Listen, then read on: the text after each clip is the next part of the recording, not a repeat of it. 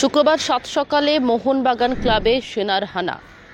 সবুজ মেরুন শিবিরে সেনাকর্মীরা গুড়িয়ে দিল তাদের সাধের যে মোহনবাগান ক্লাবের কিয়স্ক থেকে শুরু করে হোর্ডিং ব্যানার থেকে শুরু করে বেআইনি নির্মাণ।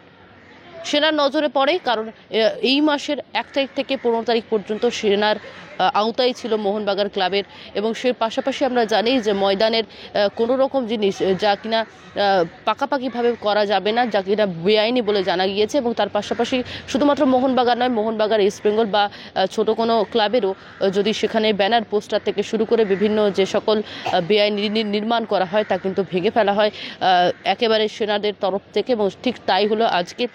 যেমনটা জানা যাচ্ছে, আজ সকাল সকাল সেনার হানা দেওয়া হয় সবুজ মেরুন শিবিরে, এবং সেখানে গিয়ে কিয়স্ক থেকে শুরু করে যে কিয়স্ক নতুন উদ্বোধন করা হয়েছিল কিছুদিন আগে, সেই কিয়স্কও ভেঙে ফেলা হয়।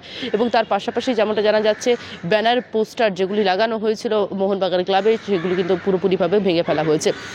এ বিষয়ে মোহনবাগানের যারা সমর্থকরা রয়েছেন, যারা প্রতিনিধিত্ব করছেন, তাদের সঙ্গে যোগাযোগ করলে তারা সরাসরি সেনাদের সঙ্গে, সেনা প্রধানদের সঙ্গে যোগাযোগ করেন, এবং সেখানে তাদের বলার সেভাবে কিছুই থাকে না। কারণ এই বিষয়ে তারাও জানেন যে বেআইনিভাবে কোনো জিনিস করা যাবে না, এবং তার জেরে সেনারা কিন্তু ভেঙে ফেলেছেন। এবং তার জেরেই কিন্তু পুরো বিষয়টি একেবারে ভেঙে ফেলা হয়েছে, যে চিত্র বারে বারে আপনাদের দেখানোর চেষ্টা করছি। বাংলা হান্টের আরো খবর দেখতে নজর রাখুন। বাংলা খবর মানেই বাংলা হান্ট।